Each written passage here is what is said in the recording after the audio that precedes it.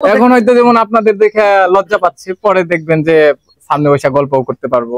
ঘরের বউ হিসেবে যা যা করা দরকার আমি তাই করছি।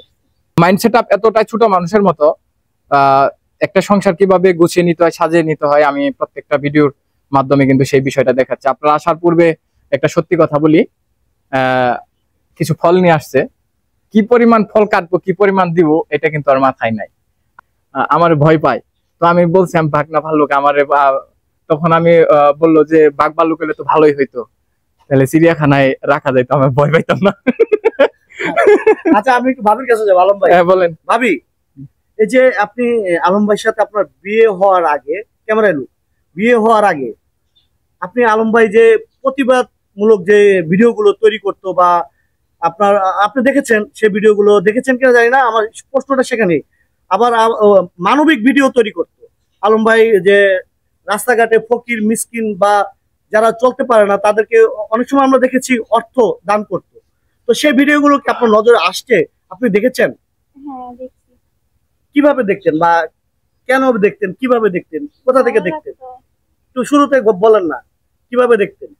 ফেসবুকে ভিডিও দেখতাম, মানে প্রতিবাদমূলক। পরে পরে সেখান থেকে কি আলমকে মনে মনে পছন্দ করে নাকি? হ্যাঁ। মানে প্রতিবাদমূলক ভিডিও বা ওই যে মানবিক ভিডিওগুলো দেখে আপনি আলমকে কি মনে মনে ভাবতেছেন যে এই ধরনের একটা ছেলেকে আমি স্বামী হিসাবে পেলে জীবনসঙ্গী করে নিব, এই ধরনের কোনো কিছু ভেবেছিলেন তখন? আসলে সত্যি কথা যেটা, ও আমারে অনেক ভালোবাসে। আর আরেকটা কথা না বললেই নয়, ওর থেকে বেশি ভালো হচ্ছে আমার শ্বশুর শাশুড়ি। শ্বশুর শাশুড়ি? হ্যাঁ, যেটি সত্যি কথা। হ্যাঁ, আমরা একটু শুনবো শ্বশুর শাশুড়ির প্রশংসাটা। হ্যাঁ বলেন। শ্বশুর শাশুড়ির বিষয়টা হচ্ছে গিয়ে, আমার যখন ও ভুল করে, আসলে ওর সম্পর্কে তো আমি পুরোপুরি জানতাম না, কারোর সাথে সংসার করার পর বোঝা যায় যে সে কেমন। ও যদি ছোটখাটো ভুল করতো, তো আমি বলতাম যে আব্বা কি আম্মা, যে ও তো এই ভুলগুলা করে, বুঝতেছে না আসলে সংসার কিভাবে চেষ্টা করে কিভাবে সাজাতে হয়।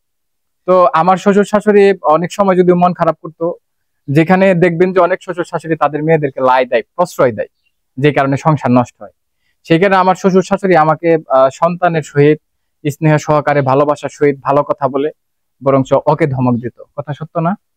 এটা কিন্তু আমাদের বর্তমান সময়ের এই ধরনের শ্বশুর শাশুড়ি পাওয়াটা খুবই কঠিন, যেটা মানে ওর মা বাবা মানে আমার শ্বশুর শাশুড়ি আমার সাথে করছে। আসলে যেটা সত্য, অস্বীকার করার কোনো কিছুই নাই, তবে অনেক ভালো। আমি যেমনটা পেয়েছি এজন্য আমি রবের শুকরিয়া আদায় করতেছি, আলহামদুলিল্লাহ। আমার ওয়াইফের থেকে আমার শ্বশুর শাশুড়ির প্রতি বেশি কৃতজ্ঞতা পোষণ করতেছি, ধন্যবাদ। তবে ও ঠিক হয়ে যাবে, দেখ করতেছি, তোমারও প্রশংসা করুন, সমস্যা নেই।